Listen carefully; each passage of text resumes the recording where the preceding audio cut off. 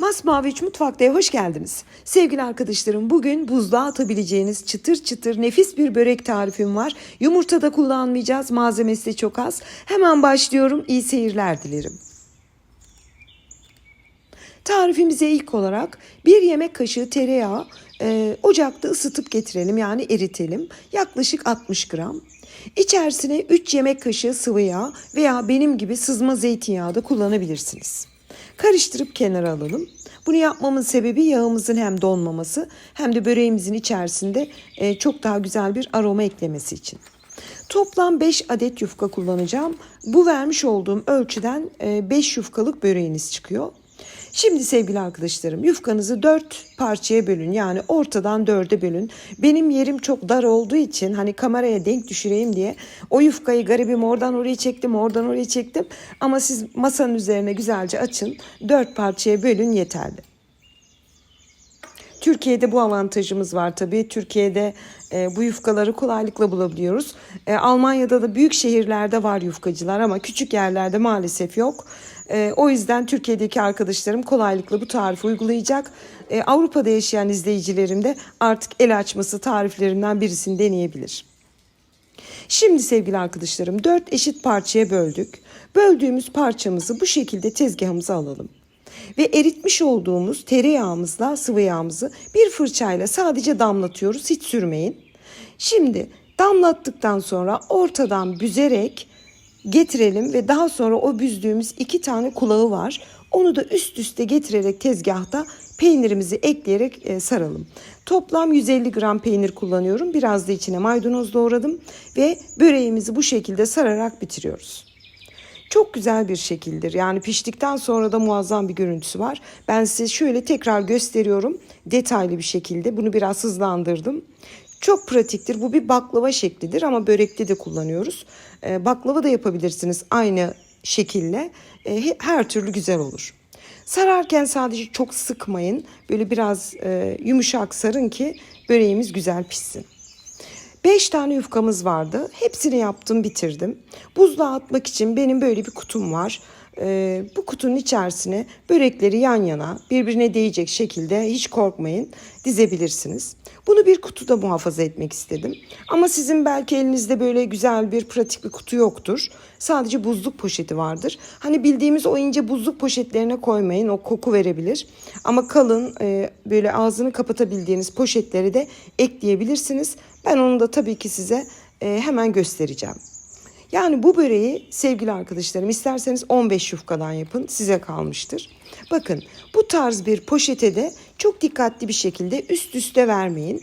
Yani sıra olarak dizip buzluğa atabilirsiniz. Hiçbir sorun yok. Böreklerimizi bitirdim. Ben diğer kutudaki böreğin üzerine her zaman böyle temiz bir poşet geçiriyorum. Sonra kapağını kapatıyorum. Çünkü o kapaklar tam kapanmadığı için buzluk kokusu geçebilir. Bu minik bir önlem. Böreklerimizi bitirdik. Şimdi ben böreklerimi buzluğa atıyorum. Yarın çekime devam edeceğim. Ve ertesi gün oldu. Sosumuz için gerekli malzemeler: yarım su bardağı sıvı yağ, yarım su bardağı soda kullanıyorum. Almanya'da da Türkiye'de de kolaylıkla bulunabilen bir ürün. Sodamızı ekleyelim. Bu aşamada 1 yemek kaşığı un, çok tepeli olmasın, böyle hafif tepeli un. Güzelce bir karıştıralım, yani pürüzsüz bir hale gelsin. Pürüzsüz hale getirdikten sonra şimdi yumurta kullanmadığımız için sevgili arkadaşlarım, böreğimizin kızarması için de içerisine mutfaktaki benim en büyük kurtarıcım pekmez ilave edelim. Şöyle yarım yemek kaşığı kadar da pekmez ekliyorum. Üzüm olur, dut olur, hiç fark etmez. Keçi boynuzu tavsiye etmiyorum, biraz tadı aroması vardır. Ama üzüm veya dut pekmezi ekleyebilirsiniz. Pekmezimizi ekledik, güzelce karıştırdık. Şimdi bunu kolay çalışabilmek için, yani bu kasede çalışamayız, böyle biraz yayvan bir tabağa alalım. Çünkü çalışma tekniğimiz biraz farklı. Ve börekleri de yine bir gün buzdolabında kaldı. Yani siz bunu atın, 3 ay kalsın, hiçbir şey olmaz. Poşetten çıkarıyorum. Üzerine hiçbir şey koymayın lütfen, yoksa kırılabilir. Bakın sevgili arkadaşlarım, hiç formu, hiç şekli bozulmadan böyle mis gibi börekleriniz hazır. Büyük bir kolaylık bu sizler için. Çok istenen bir tarifti. Hani acilen misafiriniz mi geliyor? Tepsiye dizip atın hemen. Diğerleri de gördüğünüz gibi şahane bir şekilde donmuş, hiç formu da bozulmamıştı. Şöyle size gösteriyorum, en ufak bir bozulma yok. Sosumuzu hazırlamıştık zaten. Şimdi sosta dikkat etmenizi istediğim bir husus var. Bu şekilde tabağa bırakın ve fırçayla üzerine sürün. Şimdi ben biliyorum sizin huyunuzu. Siz bu börekleri tepsiye dizip sosu da üzerine böyle dökmek veya sürmek istersiniz. Lütfen öyle yapmayın. Sosunuz tüm tepsiye akar. Boşu boşuna gider. Hiç gerek yok. Lütfen bu tekniği kullanın. Yani bir tabağa sosunuzu hazırlayın. Böreği bırakın. O alttan ıslanıp onu hafiften çekiyor. Üzerine de sadece fırçayla sürüp bu zaman zarfı yeterli. Çatalla alıp güzelce suyunu süzdükten sonra tepsinize alın. Şayet tepsiye koyup da üzerine böyle sosu fırçayla sürerseniz altına sos değmez. Sos tüm tepsinize akar. Bunlar önemli ayrıntılar. Lütfen dikkat edin. Ve bütün börekleri aynı şekilde tabağa bıraktım. Sos tam denk düşüyor zaten. Üzerine sürdüm ve tepsiye alarak bitirdim. Hepsini de sığdırdım. Burada bir dikkatinizi çekerim. Baktınız ki tepsiye böreğiniz sığmıyor. Bir sırayı verev yapın benim gibi. Bu da aklınızda bulunsun. Güzel bir püf noktasıdır. Onu verev yapınca kenara bir tane daha sırayla dizebiliyorsunuz. Şu anda gösterdim. Ve böreğimiz fırına gitmek için hazır. Fırına vermeden önce arzu ederseniz biraz susam veya çörek otu serpebilirsiniz. Bu tamamen isteğinize kalmıştır. Ben çok seviyorum. Dekoratif duruyor, hem de çok güzel bir lezzet katıyor. Ve şahane buzluk böreklerimiz fırına gitmek için hazır.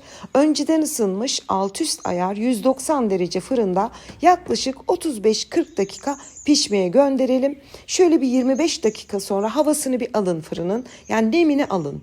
Bu da minik bir ayrıntıdır yine. Yani böreğimizin çıtır olması için. Ve ben tam 35 dakika, hatta 40'a yakın pişirdim. Çıkardım ki böyle biraz iyice çekişe pişsin diye. Mis gibi kokularla böreğimiz çıktı. Size şöyle gösteriyorum sevgili arkadaşlarım. Masada o kadar güzel bir sunumu var ki, yani getirdiğiniz anda börek zaten güzelliğiyle mest ediyor. Hemen bir tel aldım ve sunum için hazırladım. Şöyle yakın çekim sizlere göstermek istiyorum. Bu böreği ben bugün peynirli yaptım. Siz buzluğa atacağınız zaman kıymalı da yapabilirsiniz. Kıymayı kavurup da hiç sorun değil. Ama patatesli tavsiye etmiyorum. Patates buzluğa girince biraz bozuluyor. Ve doku testine geçiyorum. Şöyle şekline bakalım. Çok pratik bir şekilde şeklini verdik. Hem sunumu çok güzel. Yumurta hiç kullanmadık. Ben bu tarz böreklerde yumurtanın kokusunun biraz ağır geldiğine inanıyorum. O yüzden yumurta yok. Çıtırtısını dinleyebilirsiniz. Böyle üstü çıtır çıtır, böldüğünüzde de ara katları yağladığımız için tane tane görünüyor ve yumuşacık. Şöyle size tabii onu göstermek isterim. Bakın sevgili arkadaşlarım. İçini yağlamak çok önemli. Yani bu tarz börek tariflerinde genelde şeklini verip yağlamadan sosa batırıp buzluğa atılıyor. Yani ben hepsini denedim. Fakat bu bulmuş olduğum tekniklerin birleşimi muazzam bir sonuç verdi. Buna da size Allah'ın izniyle garanti veriyorum. Lütfen denediğinizde tekrar size göstermek isterim. Bakın içinin katlarına. Bana yorum olarak bildirin. Şimdiden yapacak tüm izleyicilerime afiyet, bal, şifa olsun diyorum. Yeni tariflerimde görüşmek ümidiyle. Hoşça kalın.